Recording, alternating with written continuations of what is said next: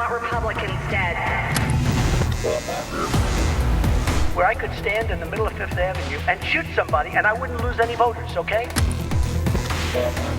The women with the least likelihood of getting pregnant are the ones most worried about having abortions. On January 6th of 2021, you had tens of thousands of people peacefully protesting. So, it's not a right-wing conspiracy theory. It's not QAnon. It's real.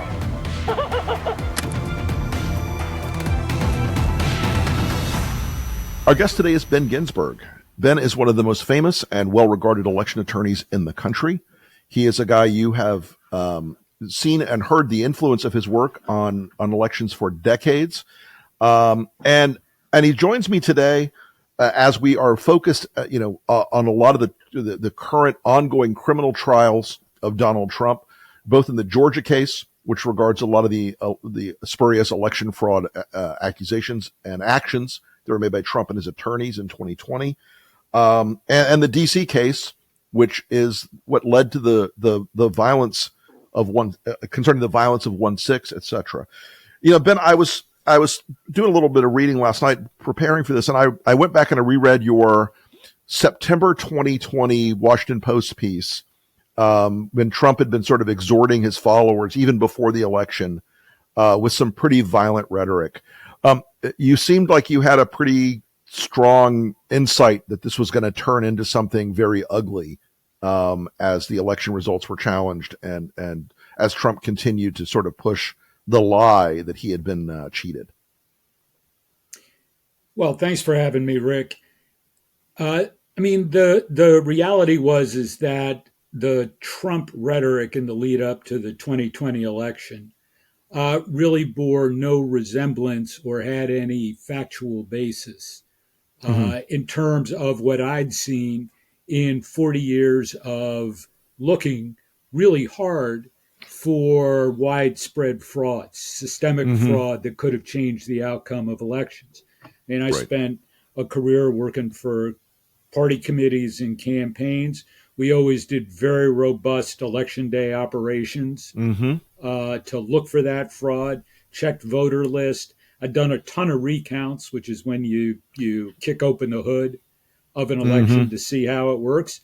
Our system is not perfect. There are 10,000 jurisdictions. It's not going to be it's not going to be consistent with that many moving pieces.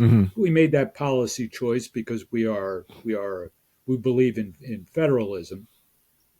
But at any rate, I knew that what Trump was saying did not square up with what I had seen with my own eyes. And so I thought the rhetoric that chipped away at one of the real foundations of the American democracy was really dangerous. You mentioned that the lack of election fraud in the country. And I think if you ask Republicans today, and from the legal side, you searched long and hard for it, and it was always I think the same thing I saw on the operational and political strategic side. Election fraud was a sort of de minimis problem. It was one-off, onesie-twosie things. It's never been a systemic, or at least in our lifetimes, a massively systemic system of election fraud out there. There's no there. That monster, that Bigfoot isn't out in the woods. So I think it's important to be clear about that. There are instances where there has been wide enough fraud to change the outcome of an election, but it's always been very local. It's not been national, and the people have been caught. So I think it's important not to say there hasn't been fraud in our history and that we shouldn't be really vigilant in looking for it. At the 100%. Same time, you have to be honest about the evidence, which is what Donald Trump was not doing and continues not to do. Yeah, and so he's held to account right now on the election front on the two big cases, the Georgia case, which has wrapped up a lot of the attorneys who were drawn into his orbit or put into his orbit, however you want to describe it. I don't know how you would characterize them, but a lot of the attorneys have now been charged alongside Trump in the Georgia case, and then the case that sort of stems from that is the January 6th case. What is your take on where that Georgia case is heading? I know lawyers are hesitant to sometimes weigh in on other cases that are in play, but I'm curious how much you've been following that, and whether you think it's a robust enough case to really, lead to Trump being convicted. Well, like any other case, I think you have to see what the evidence that the prosecutors present to know that. A RICO case under Georgia law is a very complicated enterprise, especially when you have so many defendants. I mean, I think there's still 15 or 16 left in the case. So, I mean, just the practical due process that each one of those defendants is due means that jury selection, for example, can go a really long time. Trying to have each lawyer for each defendant question any witness that's on the stand goes for a really long time. So it is a complicated case that now the prosecutor herself has said is really unlikely to be resolved before the November elections. By contrast, you look at the Jack Smith election interference case in Washington, which has only one defendant and is therefore much more streamlined. But even there, you see right now with the question of presidential immunity and request to fast track that with the U.S. Supreme Court, sort of not at all certain that it's going to be held before the November election. Yeah, I think, and I'm not an attorney, but I've counseled a lot of my Democratic friends in the last year, like, don't think you're going to have Donald Trump, sitting in jail on election day in 2024. It seems vanishingly unlikely that the wheels are going to grind quickly enough to achieve that end. Yeah, and not only that, it is a trial. There will be a jury in D.C., which is the case that can take place. Close your eyes and imagine if there are jurors who don't agree with the prosecutor's case and Donald Trump is acquitted or not charged or hung jury. I mean, there's an assumption on the left and among my never Trump friends who think, well, of course he's going to be convicted, but hey, it's a jury trial, and that means there's at least a degree of uncertainty about it. Yeah, I had a conversation recently with somebody about the documents case, the Mar-a-Lago documents case. I said, Fort Pierce, Florida is as red as MAGA gets. It's going to be hard to pull a jury pool that might not have one ringer in it. That, and maybe they're more sophisticated than me, but I can't imagine how they're going to screen for every single potential, person who might go, I'm going to stick with Donald no matter what, and who treats the system more politically than as the obligation they have to a jury. I want to loop back on the Georgia thing for a second.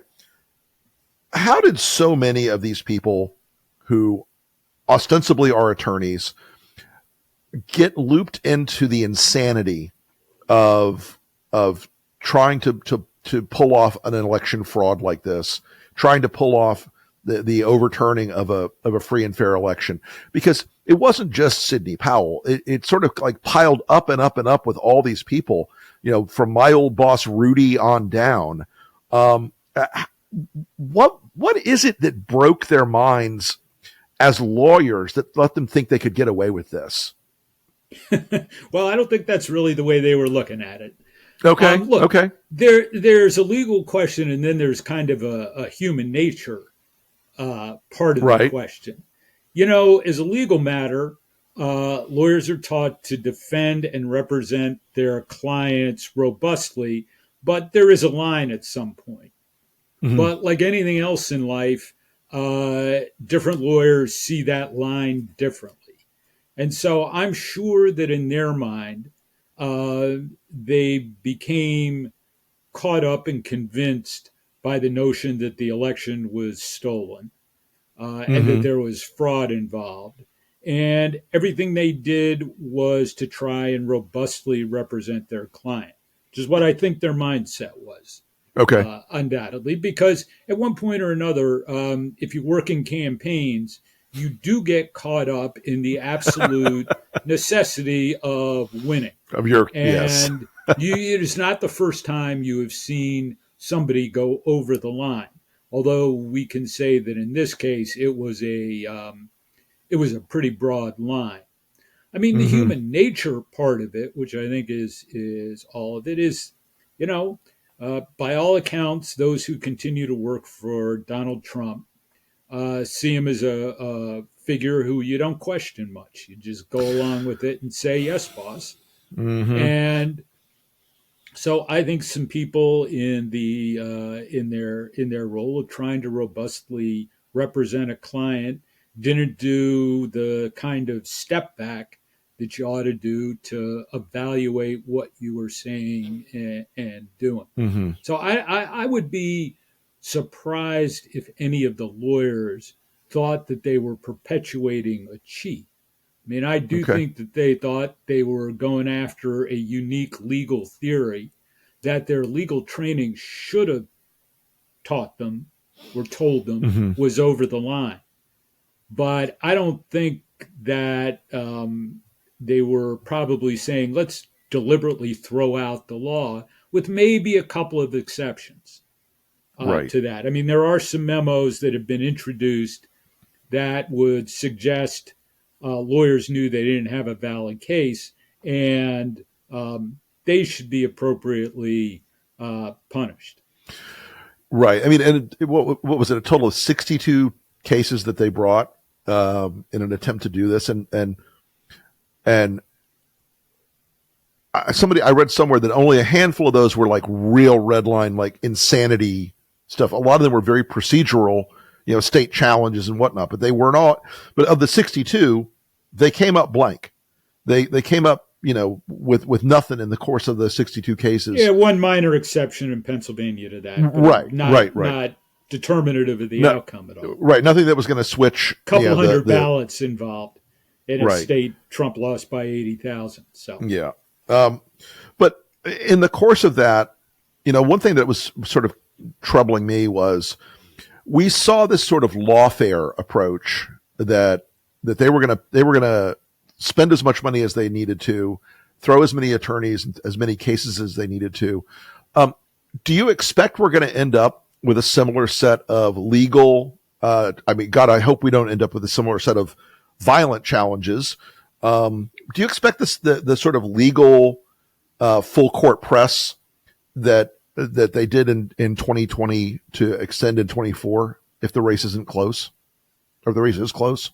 Well, I think if the race is close, any candidate has a right to bring the cases that are brought. I mean, I thought a lot of the cases they brought were not meritorious, and they should have known that. But they had every right to bring each one of those 60-some cases, right? I don't quibble with that. I think that the real damage was done when, having gone into the American judicial system, you accept that you can lose a case, and you have to accept that outcome of the court. Right. And so my sort of problem with the Trump legal philosophy was not bringing those cases. It was not accepting the results of the cases after you bought into the judicial system to adjudicate a case. Does this speak to a broader contempt among like Trump's followers by not accepting these things, and Trump himself? The conservatism I grew up in, and I started with Bush 41 as a young guy, but that conservatism, rule of law, was always a center pillar of that. The rule of law was always something that we at least paid, lip service to. Is that part of what is? I feel like Trump's corroded that idea that the rule of law matters to the minds of a lot of Republicans. I think that's a fair statement. I think that there has been an abandonment of long-held conservative principles pretty consistently. Certainly the rule of law is one of them, and all these court cases demonstrate that. But in any number of other essential areas, the conservative principles that have always been a bedrock of the Republican Party have been abandoned, whether it's something ranging from free trade to foreign policy and the footprint of the U.S. and the even federalism has Right. been challenged. Yeah, I do see on the federalism point more and more. The old idea of Republicans was what governs local governs best, and now it seems increasingly like they want to have what I call unlimited government conservatism instead of limited government conservatism. There seems to be an increasing either desire or intent to use the power of the state on individual rights at every level as a sort of alternative to the old federalism philosophy. Yeah, look, the epitome of that in the elections area was when the 26 Republican state attorney generals and 180 Republican members of Congress decided they were not going to accept the certified election results from a state. The epitome of federalism is recognizing that each state is responsible for certifying its results. And you don't really have a principled way to like step in and say, I'm going to tell state X how to run its elections from state Y. Right. Yeah. I mean, that degree of willingness to interfere at the state and in the states, I'm seeing it now play out of a willingness of some Republican governors to interfere down into the local levels. So the centralization of power was always something Republicans were concerned about before the era of Trump. And now it seems they're more eagerly embracing that. And that does put at risk, I think, a lot of the small c conservative principles of governance. And because of that, do you see this idea that a second Trump term would end up having vastly more problematic and challenging and risky political and legal outcomes for how people live in the country? I mean, I know the dictatorship talk is very heated right now because he's partly fueling it. But what's your take on where we would end up in a second Trump term from the rule of law perspective, from the political sort of governance perspective as we look forward? Well, I mean, just to be clear, all we're doing is speculating at this Of course. And but you ought to pay attention to what Trump's saying. But you know that he's there's a lot of rhetoric that did not always coincide with his governing philosophy. Like, we're going to reduce the deficit, a good Republican principle, not followed by the Trump administration or really any of the Republican presidents we may. No, we've never really been good at that, have we? not been so good. We're much better out of power than in power. Yes. On talking about balanced federal governments, but I think what you definitely do know is that there are very well-funded think tanks who are putting a lot of time and effort into what a second Trump term would look like. And what they're saying is sufficiently frightening to most people that even the Trump campaign and even Chris Lasavita and Susie Wiles are telling those people to stop talking. Yep. Now, they may stop talking because they've gotten the word from Trump land to stop talking, but doesn't mean they've stopped working in the way they've now been talking. So you gotta pay attention to that. Yeah, you mentioned Chris Lasavita and Susie, and we both know Chris Lasavita and Susie. They're both very effective operators. They know what they're doing.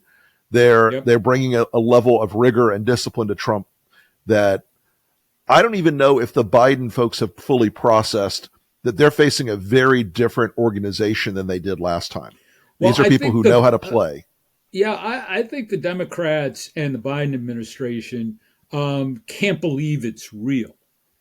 Right. And they can't, I mean, they have I sort of in my soundings with my Democratic friends, they would kind of refuse to recognize that more or less 50% of the country is more sympathetic to Donald Trump than Joe Biden right now. Right. It is a notion that they are really, really reluctant to embrace, to accept as a reality of the country today.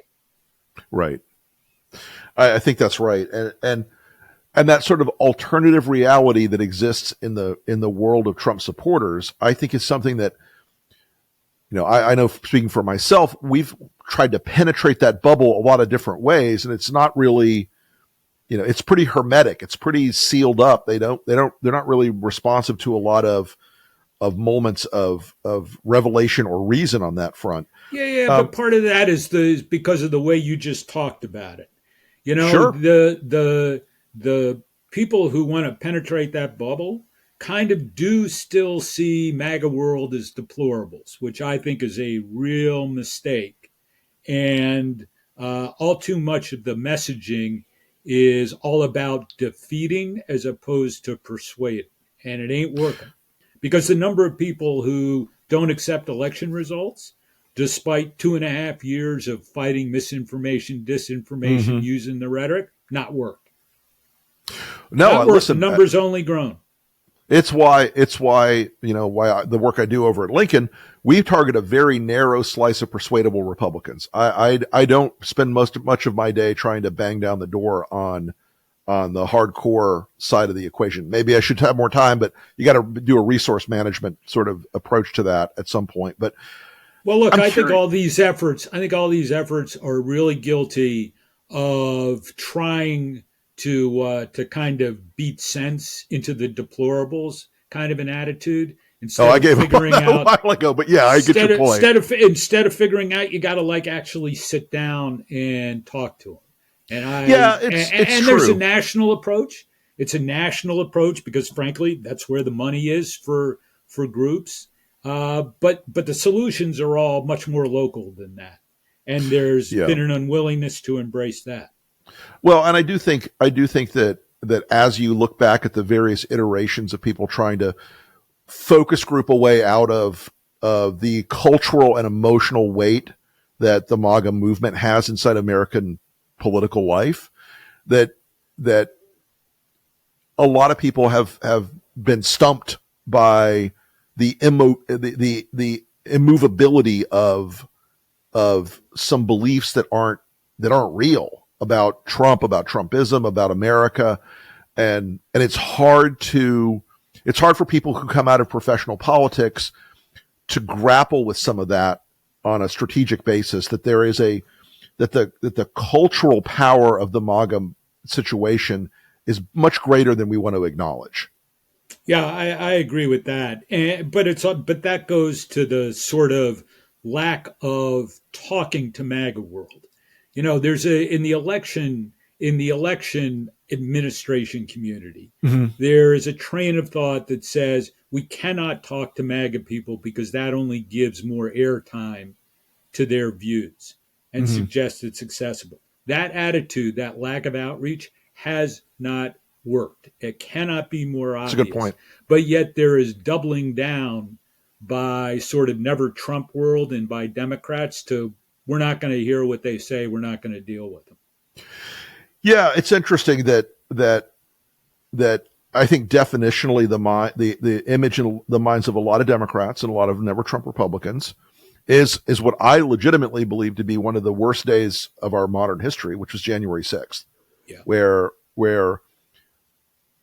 I think that was that cleaved the society more than people understand, because there was a sense of, well, we won, they won't accept it, and now they're storming the gates. And I think that's something that I wish MAGA world would accept, that was not a great moment for them. That was not that did not cover them in glory or make their case easier for a lot of Americans to swallow. Yeah. And look, I think that the sort of rewrite of January 6th that's gone on in MAGA world is being perpetuated by a few people And what I'm not convinced about is that that is generally accepted by MAGA world. I mean, I saw some pretty recent polling data from a good conservative pollster that suggests that people are more inclined to accept election results than I would have thought, and which I think your suggestion, what you were saying suggests. So I do think that there is sort of a weak strategy by the anti-Trump people to paint all MAGA world with a broad brush, and I think that's unfortunate. That's and legitimate. only contributing to the polarization that's really hurting us. Yeah, negative polarization is a trap both parties find themselves in our political moment. It's on the Republican side, you hear every Democrat is a pedophile socialist in a lot of these places where the voices are loudest and most pointed, and on the other side you hear that they're all insurrectionists who want to burn America down and establish a dictatorship. Well, let's take it to a much more fundamental level, which is the way the two political parties turn out their voters. Sure. Right? It is the fraud suppression, two sides of the same coin.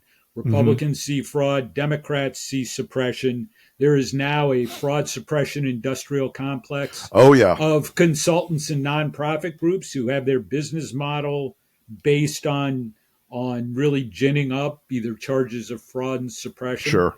And they're not necessarily moral equivalents, but they are political turnout equivalents. There's not nearly the evidence for either that would justify the sort of damning, polarizing rhetoric that comes out of parties doing turnout work these days. Sure. Back in my Republican days, we briefly represented True the Vote for some PR work, and it was a Potemkin village of alleged fraud things. It was always like, we'll have the report soon. It's all this small ball anecdotal stuff. But you're so right about the fraud industrial complex. It's become fraud suppression industrial complex. Fraud suppression, right? Excuse me. Right. It has become like a big. It's a sector now, I guess, of the political economy in the country. Yeah, and it makes sense for each side to be in any polling place where they think there will be a problem, and to look at the whole election process, because in order for people to accept election results, which is really important, you gotta verify. Right, and I think that it's that small d democratic principle of, an election is a battle of ideas, but it's also a battle of operations, and people turn out their vote, and people should be watching for and alert to, fraud or suppression. But it strikes me that it's almost become like a definitional part of it. It's like the messaging and the persuasion is almost less important now than the operational side, which kind of makes me feel a little bit of regret for the older days of American politics, where there really were ideas being sort of banged around and fought through. And now it's just like, I'm going to vote against the other guy. I'm going to vote for my guy. That's it. And we're going to go and make sure that nobody else is impinging on my vote. It's a strange moment, I think. Yeah, I think that's right. So, well, Ben, I want to thank you very much for coming on the enemies list today. I really appreciate your time and your wisdom and your insights. And it's going to be a hell of an election year. Look forward to hearing what you have to say as we go into a very big, challenging 2024. It will be an interesting year. Thanks for having me, Rick. Absolutely. Well, I got to say, I made my bones in my political consulting career in a big way working in 1997 for a guy named Rudy Giuliani. He was the mayor of New York City. He was running for a second term. New York was 5-1 Democratic. And the guy was not always a good guy, but often a great guy. He was doing the things that the city needed. And on September 11, 2001, he did the things the city and the country needed. And the long fall of Rudy is about to come to an end. and I've talked about this a lot. He transformed himself from a complex, troubled guy into an evil clown as the years have gone by. And I used to say, if Rudy had just shut the fuck up before Trump and gone out and done a public policy institute or whatever, when he dies, people would put up, they name bridges after the guy, they name high schools after the guy, but now he's going to end his career in poverty and infamy and maybe even jail, who knows. But Rudy has now decided that the multi-million-dollar ruling that has been leveled against him because he slandered and defamed and led to horrible threats and damage to Georgia election workers, that he's not going to testify in the case. An attorney friend of mine just sent me a note while we were recording another show, and he said, "This is it. This is the doom. He will now be impoverished, and he will now be held criminally liable." Rudy's work for Trump, like everything else, proves the rule that everything Trump touches dies.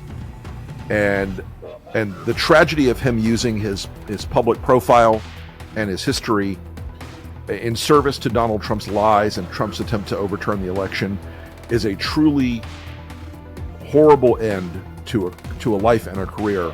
But he bought the ticket, and now he's going to take the ride, and that ride is to infamy and poverty and the enemies list.